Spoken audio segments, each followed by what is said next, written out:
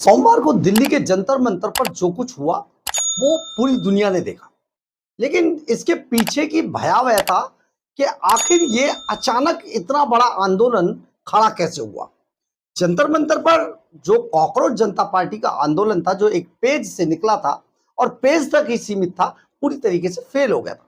फिर इतने सारे लोग अचानक कैसे आए और इतने सारे लोग आने के बाद अचानक इस आंदोलन ने हिंसा का रूप कैसे ले लिया। इसमें कई तरीके के तथ्य हैं, हमने आपको बता भी दिया है। जमाते इस्लामी भी इसमें कूद पड़ा, समर्थन दे रहा था और विदेशी ताकतों का लगातार इसमें समावेश था। परंतु ये सारा आखिर ऐसा क्यों हुआ? क्यों इतनी बड़ी संख्या में लोगों को जंतर मंतर बुलाया गया और एक ऐसा मैसेज देने की कोशिश की या एक ऐसा कुकृत्य करने की कोशिश की जो देश के बहुत ज्यादा खिलाफ था? दरअसल है क्या, कुछ दिन पहले प्रधानमंत्री नरेंद्र मोदी ने देश के अंदर एक ऐसी सबसे सटीक जगह पर चोट मारी जिससे कि देश में बैठे बहुत सारे देश के जो गद्दार हैं, भ्रष्टाचारी हैं, जो देश में विदेशी फंडिंग के सहारे अपने बच्चों को बड़ी बड़ी चीजें उनके लिए करते हैं, लेकिन देश को लगातार एक ऐसी आग में झोंकते रहते हैं, देश के खिलाफ काम करते रहते हैं, जो जिससे बार बार देश जलता रहता है। इसी सब के लिए एक नकेल कसने के लिए प्रधानमंत्री नरेंद्र मोदी इसी मानसून सत्र में एक ऐसा हथियार का इस्तेमाल करने जा रहे थे जिससे ये सभी कॉकरोच घबराए हुए थे। इसके बारे में आपको एक एक चीज बताते हैं, क्योंकि ये सचमुच एक बहुत बड़ा मामला है। और ये मामला क्या है, क्यों है और क्यों ये इसने हिंसा का रूप लिया, ये इनकी तिलमिलाहट है। ये तिलमिलाहट जब भी देश के अंदर कोई ऐसी नई चीज होने जा रही होती है जिससे कि ऐसे लोगों पर जो विदेशी फंडिंग से हमारे देश को नुकसान पहुंचा रहे होते हैं या देश को चाट रहे होते हैं, उनको बहुत बड़ा झटका लगता है और इस झटके को वो सहन नहीं कर पाते, चाहे उनमें अरविंद केजरीवाल हो चाहे वो दूसरे लोग। इस सब पर एक विस्तार से आपको बताते, एक घटना के बारे में भी बताएंगे। नमस्कार, मैं हूं कुमार गजेंद्र, जनपद ऑन द स्पॉट में आपका स्वागत है। हमारे एक दूसरे social media platform podcast with Kumar Gajendra में भी आपका स्वागत है, जहां आप हमें सुन सकते हैं। दरअसल है क्या, प्रधानमंत्री नरेंद्र मोदी इसी मानसून सत्र में देश के अंदर एफसीआरए कानून लाने जा रहे हैं। एफसीआरए यानी कि फॉरेन कंट्रीब्यूशन रेगुलेशन एक्ट, ये एक पूरा कानून देश में आने वाला है।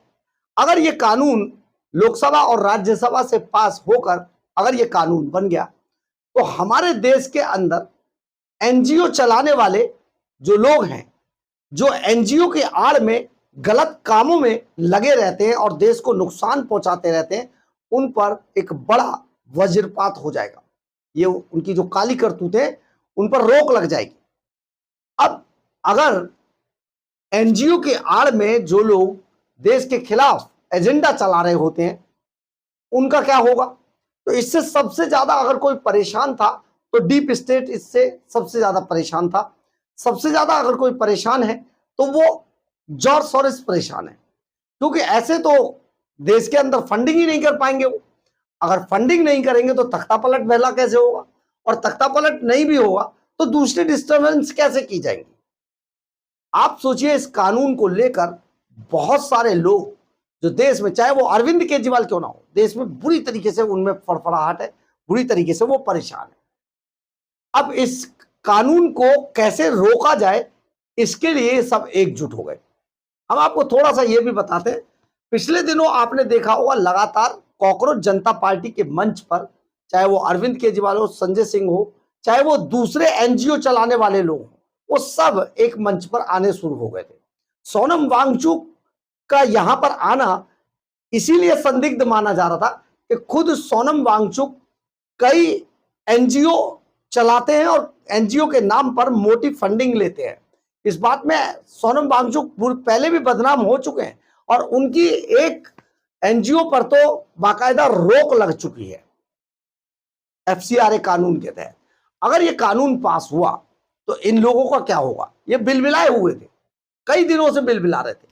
अब इसी कानून को रोकने के लिए इन्होंने लगातार कॉकरोच जनता पार्टी के मंच का इस्तेमाल किया और आपस में कोऑर्डिनेशन बिठाने के लिए लगातार ये जंतर मंतर पर पहुंच रहे थे। ये कानून कैसे रोका जाए, कैसे इसके बारे में किया जाए, इस पर मंथन था और इसी बात को लेकर ये सारे जो एनजीओ के नाम पर जो देश में गड़बड़ियां कर रहे थे वो सब इकट्ठा हो गए और इन्होंने एकजुट होकर जोर से एक धक्का लगाने की कोशिश की देश को, लेकिन कामयाब नहीं हो पाए। खैर, हम आपको बता दें, पिछले दिनों जो अमेरिकी फॉरेन मिनिस्टर है मार्को रूबियो, वो अचानक कोलकाता पहुंच गए और कोलकाता में उनके साथ पूरे दलबल के साथ और उनके साथ कई लोग शामिल थे, जिन्होंने जाकर अचानक मदर टेरेसा जो फाउंडेशन है उनके लोगों से मुलाकात कर ली। बहुत परेशान थे क्योंकि वो चाहते हैं कि मतलब ऐसा ना हो।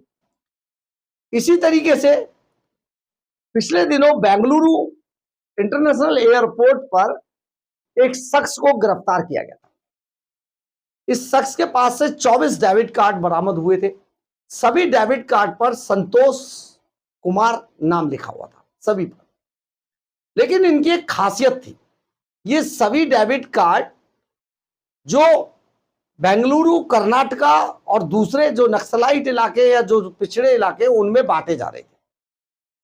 जब इस सब की आकलन किया गया, इसको गिरफ्तार किया गया, पूछताछ की गई, तो पता चला अब तक 95,000 करोड़ रुपया, 10-10 हजार रुपए के हिसाब से ये डेबिट कार्ड बांटे जा रहे थे और अब तक करीब करीब 95,000 करोड़ रुपया बांटा जा चुका था। 95,000 करोड़ रुपया बांटा जा चुका था और ये सभी जो पूरा पैसा है ये या तो नक्सल प्रभावित राज्यों में बांटा गया या जो बहुत ज्यादा पिछड़े इलाके थे उनमें बांटा गया, जहां पर या तो धर्मांतरण करने के लिए या दूसरी देश के खिलाफ जो एक्टिविटीज हैं उनके लिए भी इसका इस्तेमाल किया गया था।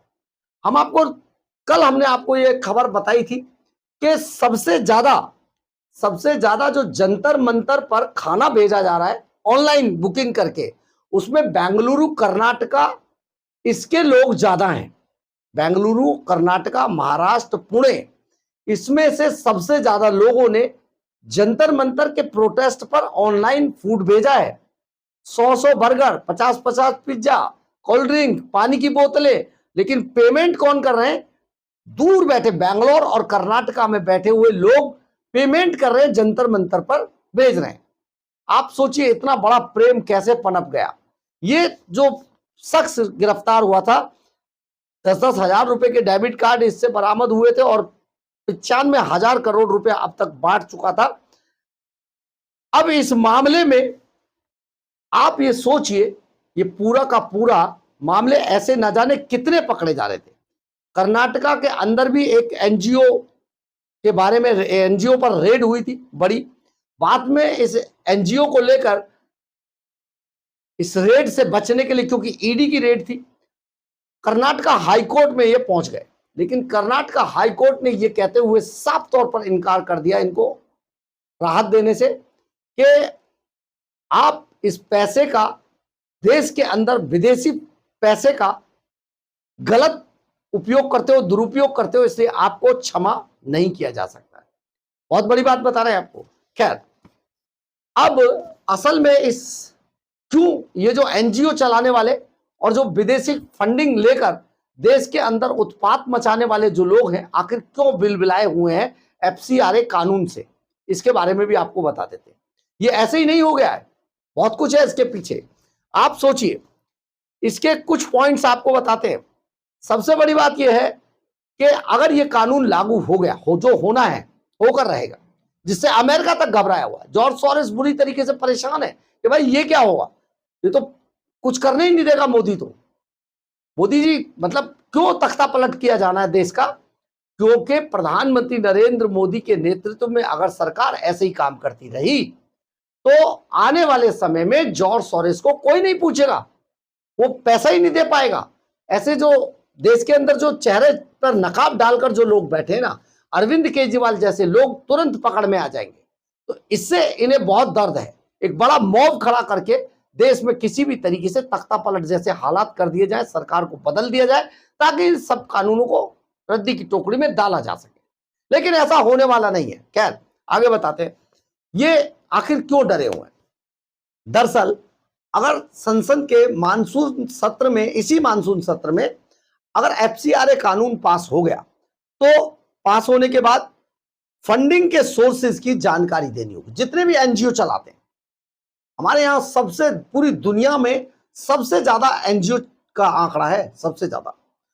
जितने भी एनजीओ देश के अंदर चला रहे हैं लोग, चाहे वो देशी हो चाहे विदेशी हो, उन सबको इस कानून के बाद पैसे के सोर्स की जानकारी देनी होगी। भैया कहां से आया ये बता दो और कितना आया है, एक बात।